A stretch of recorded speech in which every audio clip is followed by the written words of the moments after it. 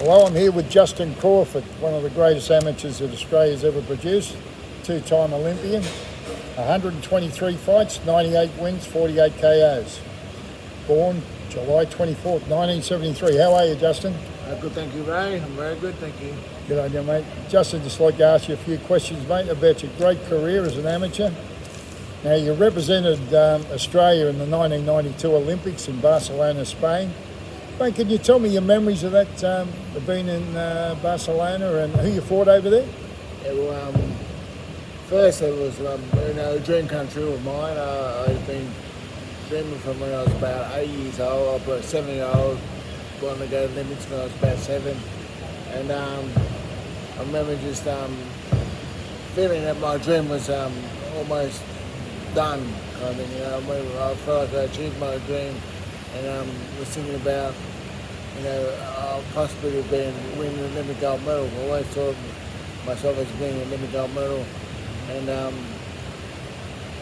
even though I did get a pretty tough draw, I thought due to number 2 in the world at the time. Did you? It was Lebziak. Lebziak, yeah. But he was because he won the gold medal at the 2000 Olympics. Exactly. But he was always up there as a very good, because in '91 I think he got the silver medal, I think, in the 91 World Championships. Yeah. And then so he was the number 2 in the world. When I fought him as a number 2, I think I was ranked number 8 at that time. Number 8 at that time. So I was feeling okay. I thought I could go really good with him, but is that the middleweight division or? That was middleweight division, yeah. Right. That was middleweight. So I feel quite confident going towards that.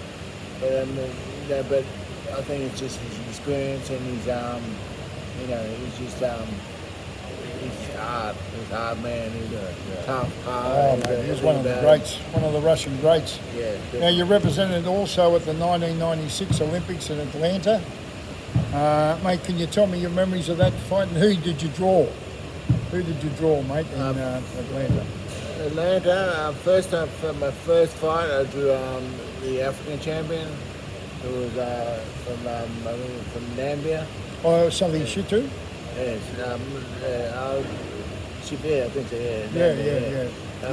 You beat him well? Beat him quite easy, like about by 14, 15 punches, something like that.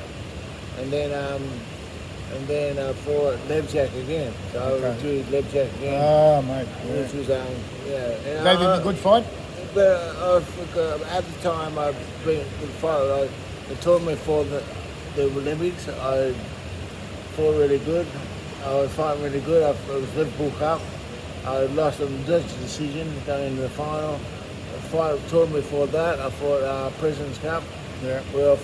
I had 3 fights. I fought unbelievable. I won a gold medal there at President's Cup. Mm-hmm. And actually, one of the guys I fought in the final, I think it was someone Bahara from I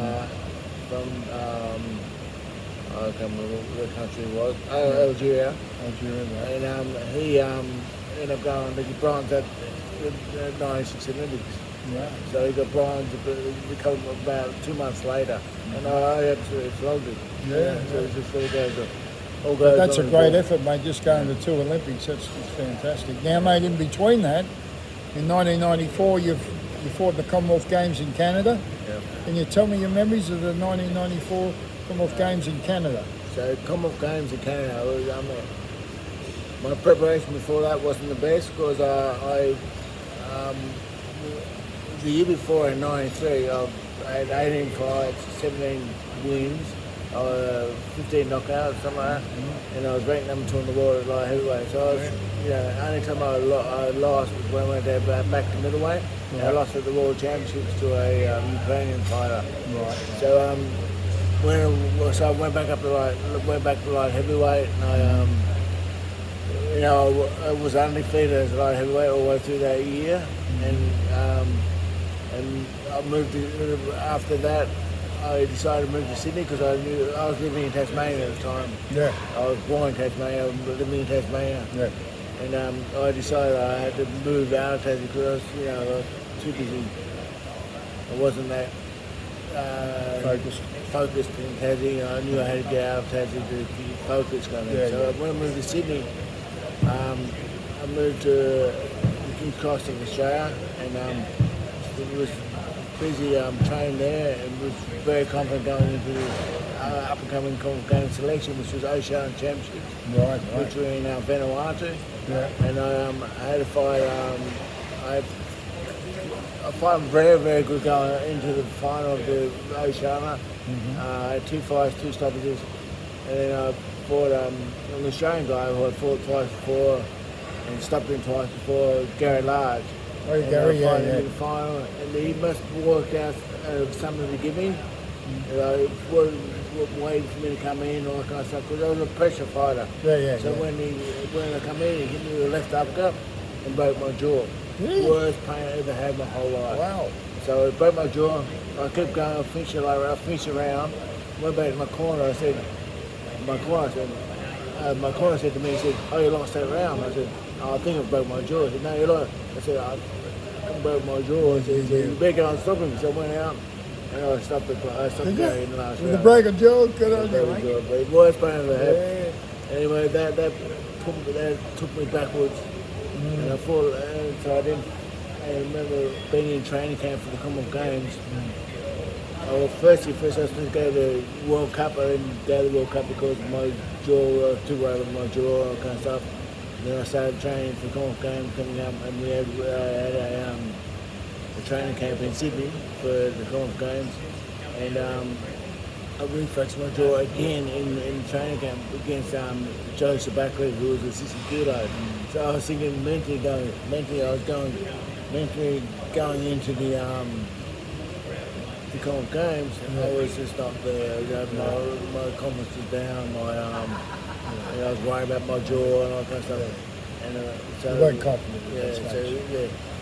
But then the end of that year, I fought as Australian titles, and I fought heavyweight. I fought at heavyweight. You won the heavyweight title. I won the heavyweight title. Who did you beat for that? I had fun with my mate at the time, because when I moved to Sydney, my mate, Daniel Rousel, picked me up from the airport. Daniel? And I had to fight Daniel in the final, because Tasmania forced me to fight heavyweight, because they wanted to have a full team of boxers. They said, you have to fight heavyweight. And because they knew that I was moving to Sydney, they said, you've got to fight heavyweight, or otherwise you can't fight nothing. So I said, I'll fight. So I fought Daniel. And you won the heavyweight title as well, mate. Yeah, so middleweight, light heavyweight, heavyweight. And welterweight as a junior. Yeah, and what was the junior? So, mate, you won 9 international gold medals. You competed in the Oceania, King's Cup in Thailand, Mayor's Cup in Philippines. Yeah. So, mate, you've done it all, buddy. Now, mate, you fought some really big names. You fought the world heavyweight champion, who became, as a professional, the world heavyweight champion. I had the pleasure of putting the belt on him in 2002 at Atlantic City when he beat Vander Holyfield. Chris Bird. Yeah, Chris Bird. So you fought him in Canada in 1992. You fought Raymond Garbney, the Cuban, who won the world title as an amateur. He's very good. You also clashed with Alexander Lebziak twice. My nightmare. And you also fought Sven Otke, who was a great amateur and also a great professional, who actually beat 2 heavyweight champions in Chris Bird and Michael Morris. So there's some of the guys you've met. You fought the cream of the crop, mate. Out of all those guys, mate, how do you rate them? Okay, out of all those guys, I would say as a fighter, Lebziak. Lebziak is a fighter, walk-up He fighter. stopped me twice, and I just couldn't get near him. Kind of thing. But as a boxer, Chris Bird. Chris Bird, the best superior boxer? By far. 30, beat me 38 to 8. They're all great. Sven Otke, still clever. Absolutely awesome. Very clever, mate. 300 fights. 300 fights, yeah. 260 wins, I think. Yeah, it's amazing. And Raymond Garbney from Cuba. He was also a good fighter. Yeah.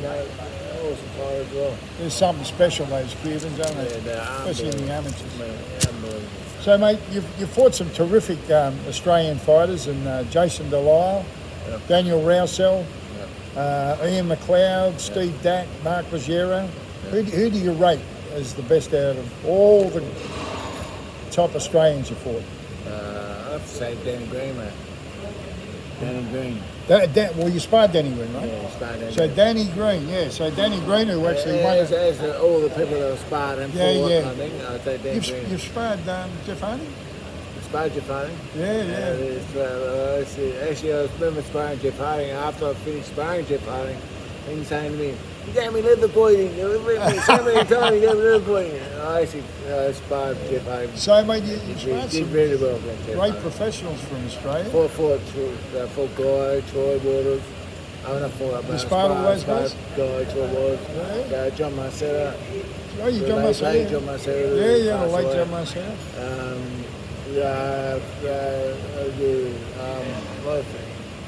Light heavyweight, Aboriginal kid. Ben Kelly? Ben Kelly? Ben Kelly, yeah. Kelly. He fought Roy Jones. Him for his brother, Kevin Kelly, who fought for the world title too. Now, mate, so in 1998, you retired from boxing. You were given a neuropsychological test. Mate, can you give me detail? Apparently you failed that test, so tell me what happened, mate. Well, this is quite hard for me to say because even to this day I get quite emotional about this kind of what happened with this. So I remember getting back from a international trip. It's been to I think it was West Samoa, and the Australian team went to West. We went to New Zealand. Before New Zealand, I won my fight there. We went to West Samoa. Before West Samoa, I lost the fight against West Samoa. And, it was a tough fight, and it was close. And it could have went either way, but he got a decision. And then anyway, when I got back from that, Bodo Andres, the Australian coach at the time, I didn't really get on well. I didn't really get on well with him at the time. I don't know why, because I was a senior boxer or something, and he was a new coach. I think he felt intimidated by me, kind of thing, because I was the old ways, finding the old ways, all kind of stuff. So he got me to have this neuropsychologist test, because they said it was worried about me. Said it was worried about me mentally. Yeah. And I had the test. So I had to have these tests. The day they had to have these tests, I went out the night before with my wife, my girlfriend then, but my wife now. Went out with her, and she was we went drinking, which was the last night before going away, and it was going into camp. So I went into camp. Had these tests the next day, and I failed miserably because I was drunk. Had a few drinks. Yeah, I'm over. So when You were hungover, right? Hungover, yeah. So when I went back to the neuropsychologist, in AIS, AIS in Institute of Sport, I failed miserably, and he said the doctor down there said you can't. You failed the test. So, mate, it was basically all because you had a big drink, that's all. Yeah, all because of that. They knew that, and I told them that. So do you think it was political, mate? They were trying to... Yeah, 100%. They weren't, because